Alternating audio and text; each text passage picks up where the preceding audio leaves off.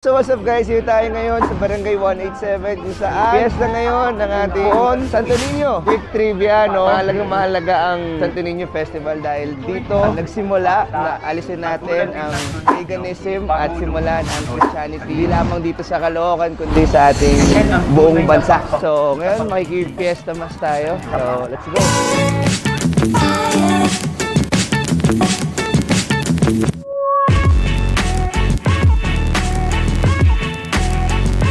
Thank you, Father. God bless you. Thank you po. Eto, what's up guys? May nahulog. Kita-kita nyo. Meron mga nagpe-perform. Gamit yung mga drum and lights. Yata saxophone yata tawag dyan. Mahihain po ako.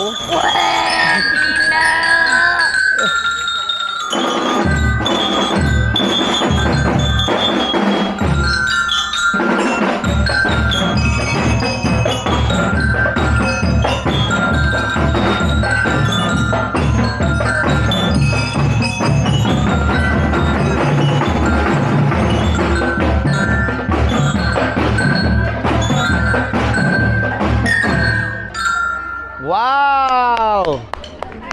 Ay, tara. Picture. Ah, kumain na kayo?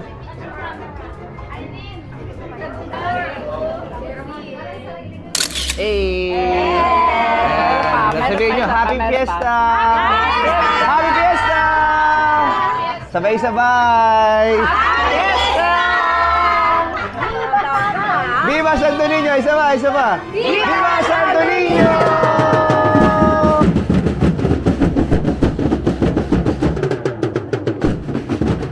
So what's up guys? Here tayo ngayon sa prosesyon ng Santo Niño.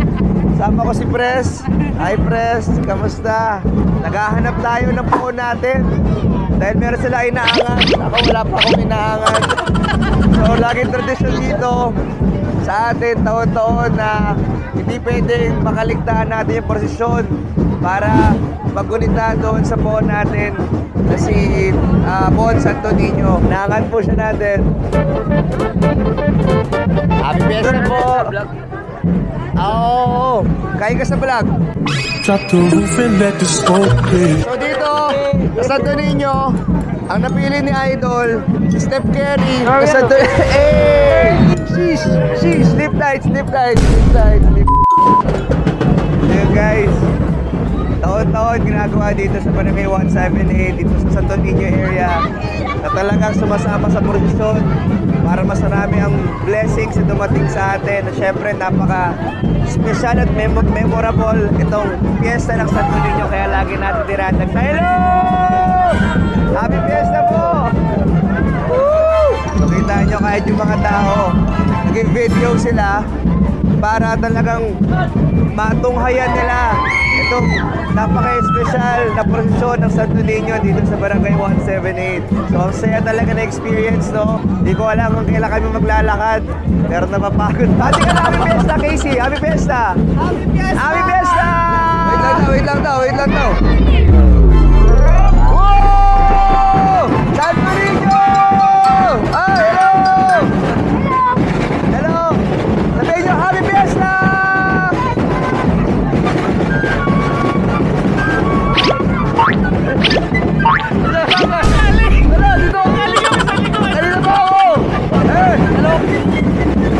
Si King Echeverry kasama natin. 2 oras na kami naglalakad para matupad yung mga blessings namin, yung mga wish namin ngayong 2024. Do it! Just do it!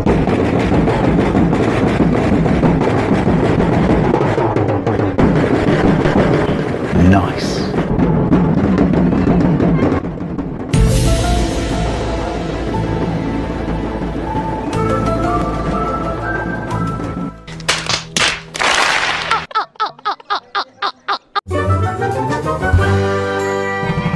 Libre lang. Ito pa.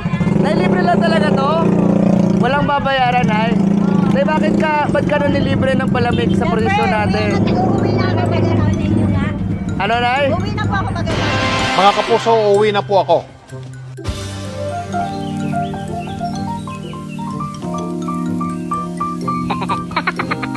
Tingin nyo ba na mas marami ang blessing na darating kapag nag-libre ka? Ayan, so nanlibre si Nanay ng Malamig sa amin ni Consi King. And I thank you very much ha. Pagpalain pa sana tayo ni Lord. Man natin na yung masarap. Ay, lahat yan ay kasama ko. Bigyan mo lahat yan. Hindi, ito si ate. Ito si ate. Ate, may libre ng palamig. Galing kay Nanay. Para daw dagdag blessing. Tapos na po ito. Uy, masarap. Sarap ng palamig nila. Nailasang pineapple juice. Eh, dito talaga kayo palagi nagbebenta na sa pwesto na to. Kami dalawa na lang ng asawa ko ang nakatira sa bahay po. Kaya maghanap buhay pa rin. Di, at least magkasama pa rin kayo. Talagang kayo ang totoong patunay na till death to us part magkasama kayo.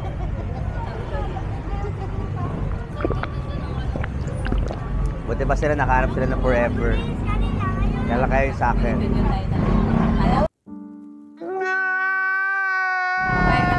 Wow!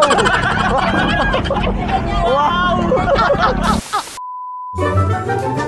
So Pres, sama natin ngayon si Pres Joel. Talagang isa sa mga nag-organize ng presyon natin ng piyesta ngayon natin ng Santo Niño. Pres, tanong ko lang, bakit ba natin ginagawa itong presyon tsaka itong piyesta ng Santo Niño taon-taon dito sa Barangay 178? Actually, ito ay isang pagpaparangal namin sa Batang Jesus, yun yung ating Santo Niño. At ito ay naging isang tradisyon na sa amin, naging isang tradisyon na itong Viva Niño at Viva Niña. At halos dito sa buong Kamarin, ito lang yung talagang pinananabikan ng prosesyo namin ganito. Napansin ko nga Pres talagang yung tao, talagang lumalabas talaga sila, binibidyo niya yung pangyayari, talagang nakikisigaw sila. Ganun ba talaga palagi yung kainit yung pagtanggap ganun dito? Talaga dito, simula noon.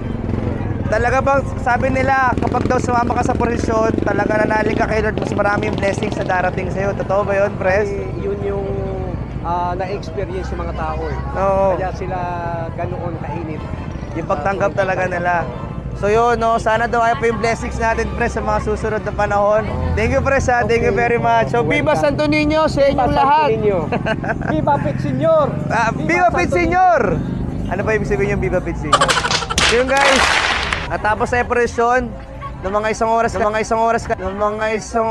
kalahati lang siya. What? Bro, what are you talking about, man? 2 oras na kami naglalakad.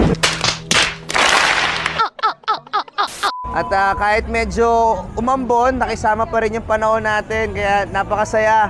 Dahil ngayon lang ulit ako nakapunta ng prosesyon simula nung bata ako. Dahil siyempre nagpanahon ng pandemic. Pero naramdaman ko yung napakainit na pagtanggap nila doon sa batang Jesus natin o kay Santo Niño po natin. Kaya sa inyong lahat, muli, Viva Santo Niño at happy Fiesta! Woo!